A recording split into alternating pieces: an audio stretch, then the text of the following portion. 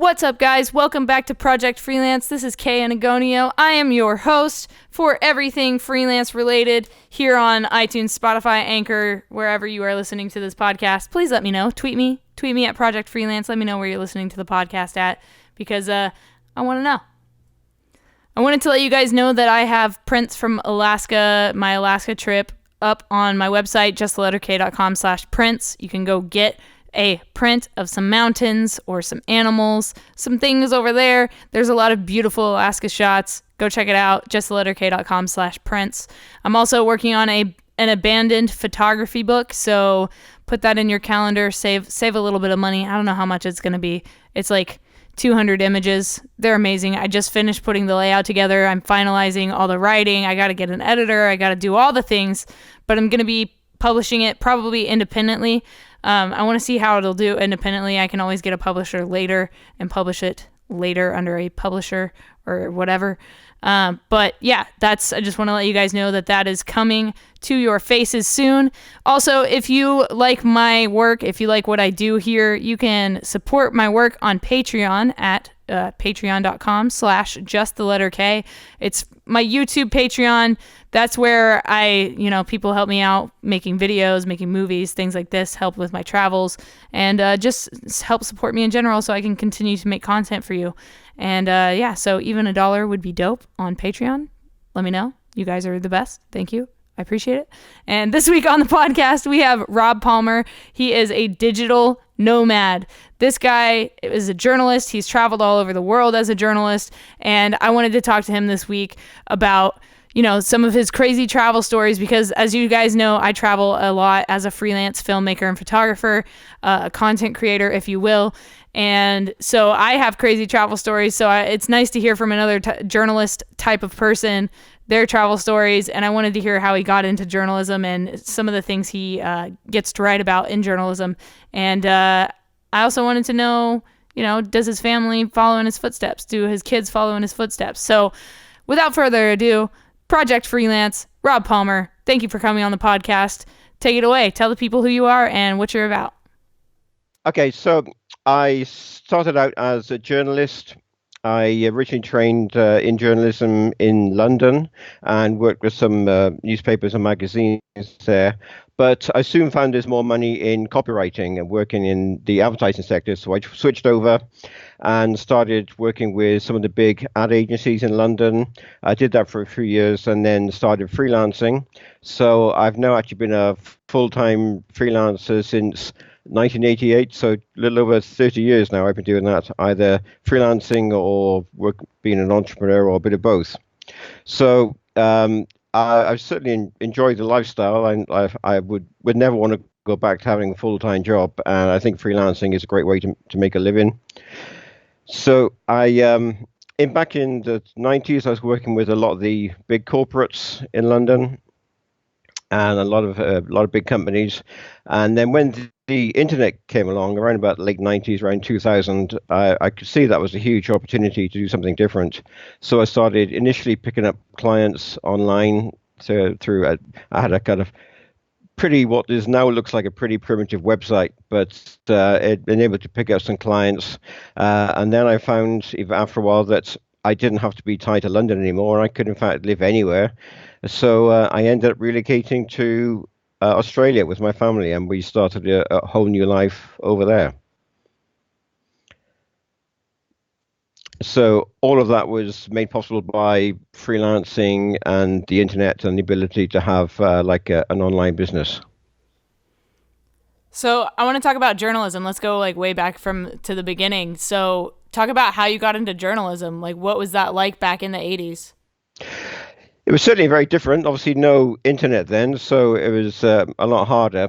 The way I actually got into that, I was actually studying to be an engineer, but that was something that my my family thought, or my teachers thought I ought to do. I wanted to be a writer, but they kept telling me, "Oh, there's no money in writing. You'd never make a proper living doing that. You need a real job like engineering."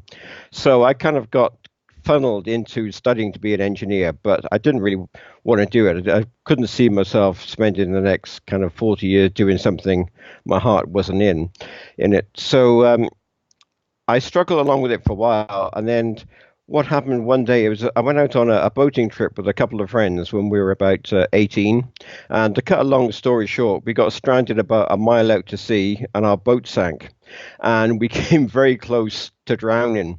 But luckily, we were rescued at the very last moment by a passing fishing boat, which brought us back to the shore. And I remember sitting on the beach thinking, well, I thought, for a minute there, I thought it was all over. And now I've got a second chance. My life is still out there ahead of me. So am I going to waste it doing something I don't want to do, or am I going to take this opportunity to do what I really want to do? So at that moment, I decided, okay, I'm quitting the whole engineering studies thing, and I'm going to be a writer. So I literally just decided I'm a freelance writer now, and I started contacting magazines and offering to write for them. And it picked up a little bit I got one job, and that led to another job, and that led to another one. And after a time, I was a full-time freelancer. So, who are some of the bigger companies that you've written for? So I've done a lot of work with Microsoft, also with Apple. This is in the UK and Europe, and also companies like HP and Citibank and various UK companies that you probably wouldn't be familiar with. But a lot of the major kind of high-tech companies and finance companies in particular. Did you ever intern anywhere as a journalist? No, I studied what was then the London College of Printing, which I now think is now the London University of the Arts. And that was actually great training because we were taught by sub-editors who worked on the London Standard, and they were real old journalist hacks. And they taught us to write the hard way, to how to write and edit, because they knew all about working to really tight deadlines and having to do things the old-fashioned way, but when technology was very basic and it was all kind of hot metal. So I really learned the craft with those guys, and that's been so valuable to me ever since, especially with regards to editing. Like sometimes if for writers, it's really hard for writers to edit their own copy, and sometimes you have to cut it down, and you don't want to cut out your carefully crafted words. But these guys taught us that you have to be ruthless, and you might get a piece which is 2,000 words, and you have to cut it down to 500, and then you get a call to say a new story's come in. Now you've got to cut it down to 50 words, and then maybe 12 words. So it was pretty tough editing, but it was fantastic training. So it's almost like you have to be kind of a wordsmith to be able to be a journalist. Yeah, totally. Yeah, you have to be able to edit a story right down to a small number of words and still keep the essence of the story. You have to identify what the essence of the story is, and no matter how much you cut it, you have to keep that the main storyline in it. And that's a really useful skill to learn.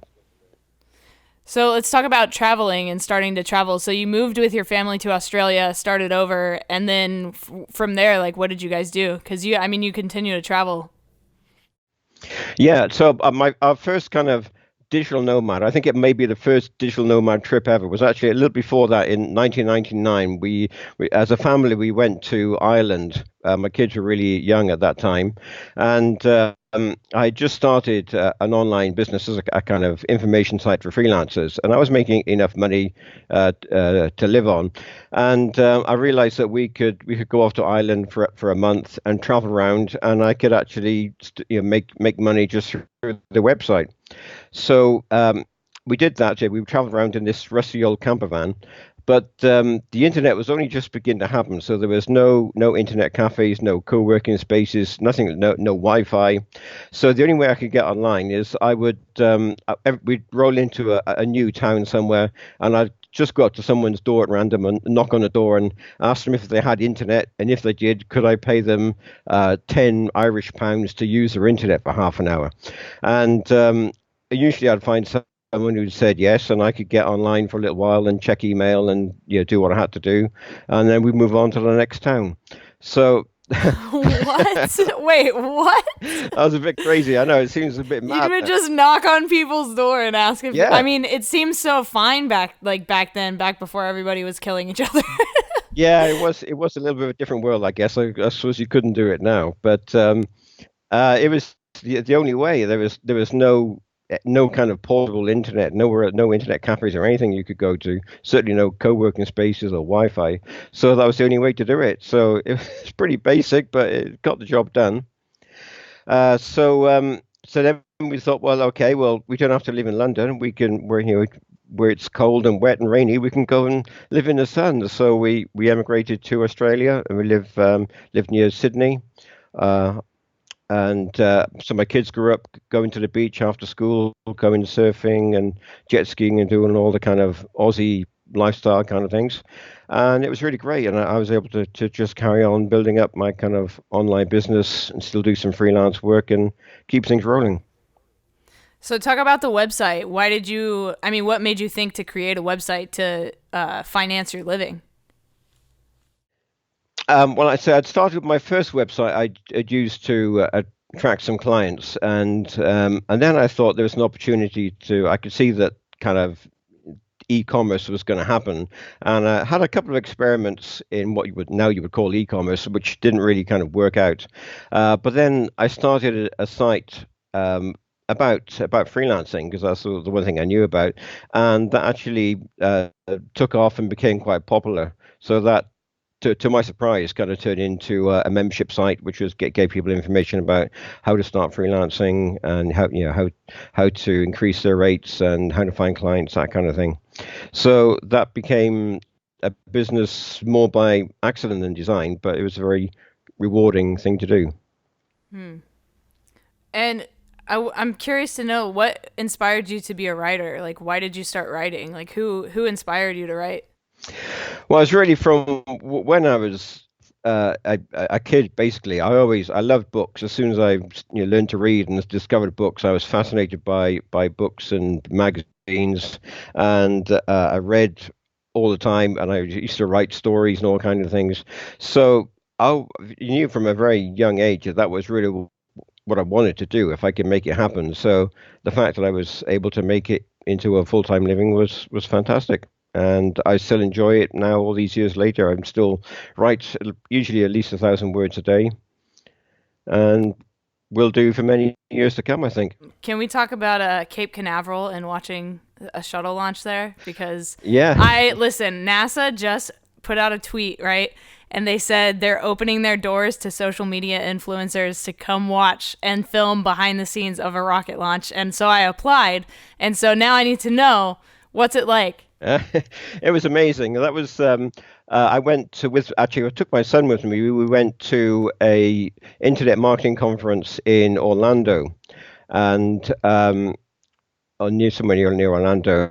And as the day drew to a close, the organizer said, "Oh, we've organized something special for you. It took us a bit of organizing, but we've got it organized. You just need to come up on the roof and have a look." And it turned out that from the hotel, the conference inn, you could actually see the launch of the space shuttle. So we just stood on the roof with the other guys in front of conference and watched the launch, which was quite spectacular, quite a thing to experience. That's awesome. I want to talk about some of the things, like some of your tips for freelancing. Like, why should people freelance? Like, that's a big thing for people that have full-time jobs that maybe want to do something else, something that they're passionate about, but they don't know how to take those first steps to actually, pulling the trigger and doing it. I mean, like you, it took you like a situation. It took something to happen to you for you to quit your job. So, like for other people, like what are some motivators for that? Yeah, it is a big step. I talk to a lot of people who want to become freelancers, but as you say, they're just afraid to take the step forward and make it happen. They don't want to give up the security of the full-time job and the monthly salary and all that, which of course I can understand. But in today's world, job security isn't what it used to be. So if you're relying on one employer, you're putting all your eggs in one basket. You might have a job this month, but it doesn't mean you're going to have a job, 6 months time or next year or the year after that. Whereas if you're a freelancer, you usually have multiple clients. So if one client drops out for some reason, it's not the end of the world. You've still got the rest of your portfolio of clients to continue working for and earning money. And the other thing with freelancing is something that you can start as a part-time, as a side hustle, part-time project. So you can do a bit of freelancing at the weekend and evenings, and you can put your toe in the water that way and find out if it's right for you. And if it is, then you can build up the work, which is exactly what I did. But so I had a full-time job with an ad agency, and I was getting married at the time, so we needed some extra cash to help get the deposit for the house and everything. So I started doing a bit of freelance work in evenings and at weekends. And after a while, I was earning more from my freelance work than I was in my full-time job. And I thought, okay, well, this is it. This is time to quit and do the freelancing full times. And I've been doing it ever since. I love when your side hustle can overcome your full time job like it did with you. That's fantastic. Um, Talk about some of your favorite articles that you've written over the years. Well, think. Yeah, I've done all kinds of things. I remember one occasion when I ended up writing for two competing telecom companies in the UK. At the time, there were only two mobile phone companies in the UK, and they were red hot competitors. And because I did a lot of work in the telecoms field, I ended up working for both of them. And a couple of times I would have two articles in a magazine, one for one company and the other for the other company, arguing the opposite side of the same argument, because that time one was digital and one still had an analog network. So I was arguing in one article why digital is better than analog, and in the other article why analog is better than digital. So some peculiar things like that happened. But yeah, I've certainly got involved on a lot of interesting projects, covering strange things. Like one time I was sent to Amsterdam to cover the launch of a cable laying ship. So that was quite unusual, and and quite a fair bit of international travel. I used to travel a lot around Europe, doing day trips.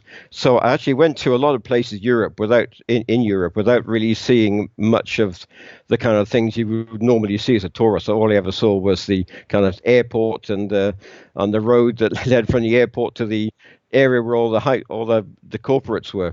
So it was a bit peculiar in that if you look at my passport, I had these stamps from all over Europe, but I actually seen very little of it. But I did get around the world. That's awesome. Yeah. Um, Tell me some more. I want to know like some other some journalists like travel stories because I travel as well. Like I'm a traveling freelancer, and I mean, I I guess I get to see more than you do because I don't go to like corporate buildings. I go to like an event or like a place to see a thing. You know what I mean? Yeah. But like, what are some of your like crazy like taxi stories? Like stuff like that. Well, I soon learned that traveling with the kind of the hardcore press journalist, I soon realized that what they're mainly concerned with is their expenses. Their their whole we meet up in the evening, we have a few drinks in the bar, whatever, and all they were concerned with was how they could fiddle their expenses and claim some extra money. And that was the all-consuming conversation. We might be covering some kind of big event, some kind of political thing, or some major event, but they weren't really interested in that at all. They just wanted to figure out how they could get a little bit of money on their expense account. So yeah, it's certainly you get a different perspective on what journalism is all about in some respects.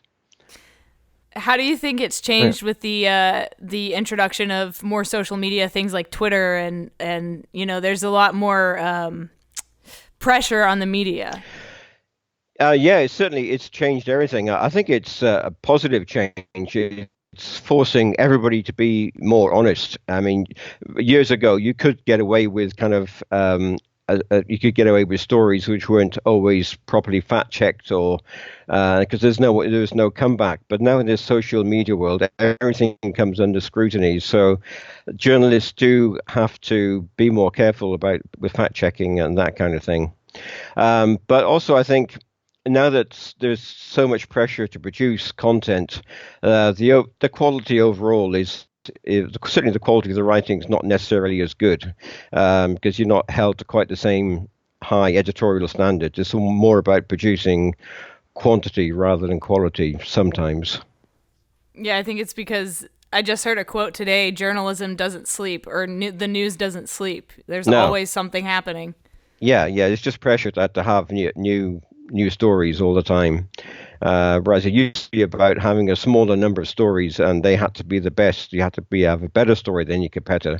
Now you just have to publish more frequently put more stories out there.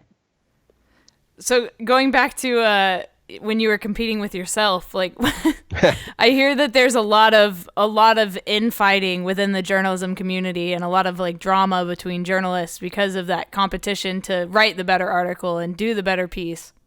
Is that accurate? Have you faced that kind of stuff? Yeah, well, yeah, certainly journalism generally does tend to attract fairly competitive and kind of more aggressive people. I mean, if you're a shrinking violet, you probably wouldn't become a journalist. They do tend to have more to say, and they will fight for the story. Yeah, I know of one case where I went to a training day for journalists, and it appeared to be a good conference, but really it wasn't at all. The speakers were just trying to flog their own kind of products and things, which you might have got away with a general business audience, but with a room full of journalists, the poor guys presenting just got eaten alive. So it's just. You do have to be careful how you treat journalists because they're generally not the kind of people to suffer fools gladly. So you said you were mostly in like the tech world of writing. Is that correct? Yeah, I did a lot of high tech and finance, and even today I still do fintech. And now that the technology and finance are really converging, that's quite a very interesting area with kind of blockchain and fintech and everything else.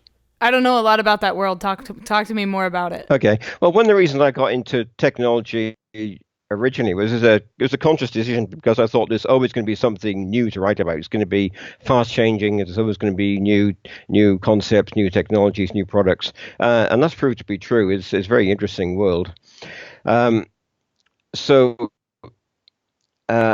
Technology is always interesting, and now with blockchain, it's not an easy thing to understand, but it's one of those things that it's going to change the world in ways which aren't immediately obvious. It already is changing things like supply chain, logistics, things which we don't necessarily see. It's just the underlying technology is changing the way things get done, and it's going to have a big impact. Yeah, I think people forget to realize how much technology really operates this entire world, like everything that we rely on is electronic in some manner. Yeah, like we had a power cut in my building a couple of days ago, and it's amazing you can't do anything nowadays without power. Your whole life revolves around the internet and communications, and even it was only for like 3 hours, but I felt like I'd been cut off from the human race. So yeah, we are kind of pretty dependent on technology now. So yeah, it better work. And what type of things are people talking about right now in the tech world? Like, what are some of the bigger components to it that people are like? What are hot topics right now in the tech world? So yeah, blockchain's been one, maybe not quite as big as it was like a year ago, but under the surface, that's still a big one. And remote working has actually become a huge thing. The technology to facilitate that is really taken off in a big way, and I think that's a major shift happening now. Is that until fairly recently, some people would employ maybe a few freelancers working remotely, but now we're starting to see companies which are completely remotely run. They have a remote team distributed all over the world, and they're growing into big companies. So that's a big change which is happening, and it's only possible because of the technology. You couldn't do it without these high-tech tools. Yeah, and I think it's kind of interesting to see that these bigger corporations and companies are completely remotely run or partially remotely run after the generation before us told us things like, I mean, my parents told me the same thing. You need to get a degree before you do what you want, kind of thing, like, and now everyone's becoming a freelancer because out of necessity, because like you said at the beginning, like the job security is not the same as it was. Yeah, I think so. I think if you learn skills that you can use as a freelancer, that gives you more security than a degree. Because very often now, like the degree courses, especially if involving technology, but even in things like business, they are so far behind the curve. It takes the universities kind of 10 years to update their curriculum to what's happening now. And they're always kind of 10 years behind the trend. So you can end up with a business degree which is doesn't really help us very much in the real world, and you may be better off just learning some, freelance skills and making your own way in the world. Did you have any journalists, or do you have any journalists that you look up to that you take inspiration from? Uh, no, to be honest, not really. No, I don't. It's a long time since I did journalism professionally, so it's not something I don't really follow any particular journalists. Um, but maybe I look for kind of good authors and people who've got something to say. And right now, yeah, there's a lot of happening. It's great. Like another good thing now is we have so much information in terms of things like ebooks. Like you can buy Kindle book for like $10, and you can download it on your phone instantly and read it at the airport or whatever. So it's great. You can consume so much information. Um, you don't have to kind of go to a bookshop and find a book and spend $30, $40 and then take it home. You can just have it when you need it, and that kind of thing is also changing uh, the way we consume information. It's making a big impact. And where do you think journalism is going? Do you think that, like, as far as like newspapers go, like, do you think newspapers are going to continue to be printed, things like that, or do you think it's all going to go digital? Digital is obviously going to be very important. I think printed newspapers will be around for a long time. Yeah, they still have a role to play. It's interesting that how they're evolving to meet the challenges. Like, interesting that Jeff Bezos now owns Wall Street Journal, so he's kind of, so now we've got that kind of the real high tech world colliding with the real journalistic world, and they seem to be doing a great job of maintaining their integrity and still producing really quality journalism. So I think that's a good example of how things can work. I didn't realize that he had bought it. That's amazing. That Yeah, means yeah. that, there's something there. Clearly, like, if he sees it, there's clearly something going on there. Yeah, he obviously sees it has a future. And he doesn't appear to be interfering with editorials, so it's not an Amazon-centric move, as far as we can tell. So, yeah, I think there's definitely a future, and there are different models. Like in UK, you have the Guardian, which has moved to a contribution model. It's supported by donations, which is an interesting experiment, but it seems to work. So there are different ways you can make this work, and people are finding different solutions. You've traveled a lot. How is journalism different in different countries? Like, either have you been to some places where the subject matter is different? Like, have you noticed anything like that? Well, I certainly noticed that. So right now I live in Thailand. I'm in Bangkok at the moment, and right now we're having an election, and it's very interesting that it makes you appreciate the free world here, because right here you can't talk about things as freely as journalists would like. They have to be a lot more careful about what they say, especially if it concerns the royal family, where they basically can't say anything remotely critical. So that does make you appreciate the freedom in the West, where you can say whatever you like about Trump and the government, and UK you can say whatever you like about Brexit. But it's not the case everywhere in the world. So that is something to be appreciated. What are some of the other places that you've seen that difference in, that you've lived in? Because I mean, I've been to Bangkok. I've traveled to different countries that have different, they see things different ethically almost.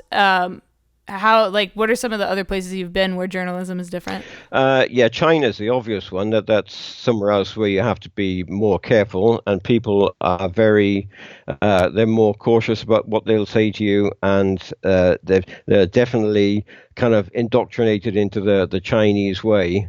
So that's a whole different cultural experience. Very interesting, but very different to the West. As a freelancer, have you ever been screwed over by anybody? Have you ever been, like shafted by anybody, or like been promised a job or something and then it fell through, or like things like that? Yeah, so I've had a few clients who've ended up not paying because they've run out of money. They've gone bust.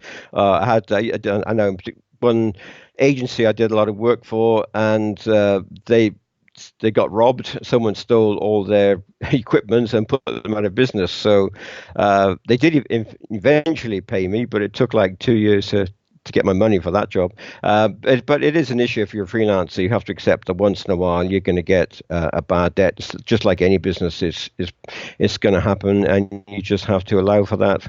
That's one reason why you have to charge higher rates as a freelancer.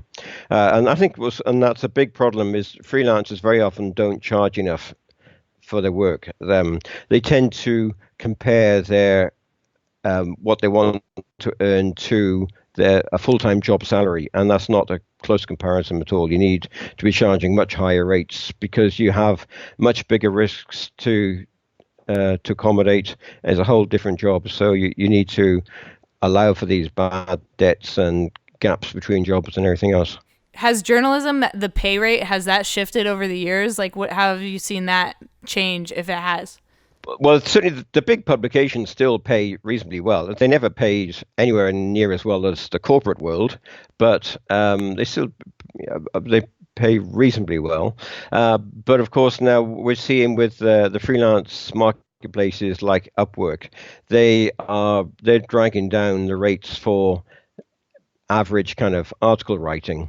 So really, as a freelancer, you don't want to compete in that market. You need to set yourself apart. You need to have some special skills that position you differently to everybody else, so that you can charge a decent rate that people are happy to pay. You don't want to be just another article writer and get dragged down to the crazy low rates that some people work for. How do people get involved with your online work, with the things that you're, teaching to other people and helping other people with? Well, the best place right now is to go to gofreelance.com. So that's the site where we're kind of revamping at the moment.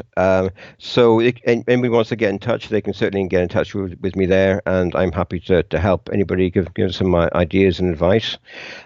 So I think freelancing is a great way to make a living, and I certainly recommend everybody to certainly consider it and see if it's right for them. And what is something you know now that you wish you knew when you started? I wish I'd been more confident. I wish I'd realized that you can just go out and do things, that you shouldn't hesitate. If you have an idea, you can go for it. I remember thinking I was too young to try and talk to get this particular job or whatever, and now I realize that's all a mistake. You just have to. Now is always the best time. Whatever you want to do, now is the right time to do it, and you don't worry about whether you're too young or whatever else you might think might be an issue, or too old or whatever else. You just got to do it and make it happen for yourself. Where can people find you? Do you have like social media? Do you have like Instagram, Twitter, things like that? Twitter, it's Go Freelance Now. But probably the best way to get in touch would be go to the website and get in touch through there. Cool, got you. And can we talk about running away from the Vietnamese police? Oh yeah. Can you explain? I think we're still on the run. That's I went to Vietnam with my son. We're still on the run, he says. I went to Vietnam with my son 4 years ago now, and we rented some motorbikes, and we had a fantastic time driving around Vietnam. But what we didn't realize is actually, even though you can very easily rent a motorbike in Ho Chi Minh, Saigon, there are rental places everywhere. It's technically illegal for you to drive a motorbike unless you have a Vietnamese driving license, which of course no tourists is going to get, because you have to do the test in Vietnamese for one thing. So the police know that all tourists are driving illegally, so they'll pull you over and they'll fine you on the spot. But of course, it's not a fine. It's tea money. That's your money goes in their pocket, and so we so we got stopped a couple of times, and the second time the guy hit us for a lot of money, a couple of $100, and there was nothing we could do except pay up. So after that, we decided we're not going to stop. So the next time they tried to flag us down, we just drove past and kept on going, and as far as I know, I think they did try to chase us up the road, but we've disappeared down the side street, and they may still be looking for us. But so I'm not sure if we can go back to Vietnam yet. I love it. See, those are the kind of stories that like make, traveling experiences, like they're like crazy, scary at the time, or they can be crazy or scary at the time, but you look back at them and you're like, I'm so glad that you experienced that, because like, what a crazy thing to say. Like, what a crazy story. Yeah. Well, traveling is great. They say it broadens the mind. It's absolutely true. You learn so much by getting out and seeing the world and seeing how people live in different places. And like I love the Vietnamese people. That apart from the police who pulled us over, the rest of the Vietnamese people were absolutely lovely. They're the friendliest people. They just wanted to chat and everything. So we've got lots of happy memories from that trip and various other trips we've done. So, and the great thing about freelancing is that you have the freedom to take time off when you want and do that kind of thing. And especially now, you can work from anywhere in the world. So it's an amazing life. So are your kids following in your footsteps of being freelancers, or what are they doing? Okay, so I have four children. So far, two of them have become digital nomads, and they're traveling the world. And the other two, I'm working on the other two. Certainly with the two who are digital nomads, we actually collaborate on projects and we do things together. So that's really rewarding, that we can be in different parts of the world and we are still able to work together and collaborate on things and come up with new ideas and see if we can turn them into products and make money. And it's very interesting and enjoyable. That's awesome. I love that they're following in your footsteps like that. I mean, my dad, I grew up overseas, my dad's an expat. He is in the oil industry. So I had the opportunity to travel when I was younger, and I've continued to do that as I've grown up. I've just made my job able to make me travel and see the world and capture the world in video and photography, and I wouldn't trade it for anything. Excellent. Yeah, that's definitely the way to live your life. Yeah, I think you only get one life. You got to make the most of it, and it goes really quick. Absolutely. Do you have any final advice for the audience, the listeners here? I would just say that you should definitely try it. If you think freelancing is for you, or starting an online business, whatever, don't keep putting it off, because the years go by so quickly, and it's easy for 10 years to go by and you haven't done what you set out to do. So do it now. Just take a small step in the right direction. So you can do it in the evenings, at weekends, and just take one step at a time, and you can change your life completely and make it 10 times better. Well, that was Rob Palmer. Thank you for coming on the podcast this week. I had a great time talking to you. I love talking journalism, and I definitely wanted to touch on the drama within the journalism world, because I think it's so fascinating, because it's kind of the same in photography. There's a little bit of a competitive edge there, especially when you're in live music photography. But I don't know. There's something about it that's so fascinating to me, and thank you for taking the time to talk about all of this crazy stuff and your crazy travels. And I hope you can go back to Vietnam soon, because I hear it's great there. My dad's been there a couple times, and I got to go to Bangkok and to a village to a wedding in Thailand when I was a teenager with my dad, and that was an amazing experience. It was one of the greatest experiences of my life. I actually told him yesterday, like, I'm so glad I got to go on that trip, because we got to see real culture, we got to go to a village that was in poverty. We got to see real poverty, and it was such a life-changing and eye-opening experience for me. So I hope you enjoy living in Thailand, and I hope you get out of the city of Bangkok every now and then, because the city can be crazy out there. So guys, if you enjoyed this podcast, please let me know by giving it a rating. Give it 5 stars, 4 stars, however many stars you want to give it. And give me some feedback. Let me know what you guys get out of this podcast. It helps me know from you, the listeners, what you get out of this podcast and if you're enjoying it. And you can also let me know who you want to be on my podcast by tweeting me or going on Instagram and finding Project Freelance.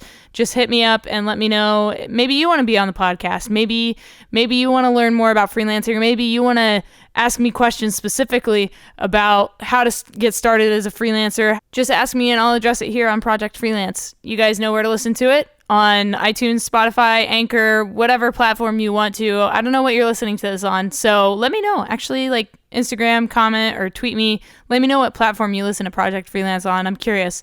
I want to know who listens the most on what platform. I want to know what everybody's using because there's so many different platforms. Or maybe the podcast isn't on the platform you want. Maybe you don't like listening to it on SoundCloud and you want to listen to it on Google Play or YouTube or something. Let me know things like that as well. I would appreciate it. Thank you guys for listening this week on Project Freelance. I will talk to you next Monday on the podcast. Stay tuned, subscribe, turn on your notifications, do all the things that you need to do to get known, to get woke to the podcast. And I will talk to you guys next week on Project Freelance. Go out there, go create something, stay strong, and keep enduring, guys. Thank you.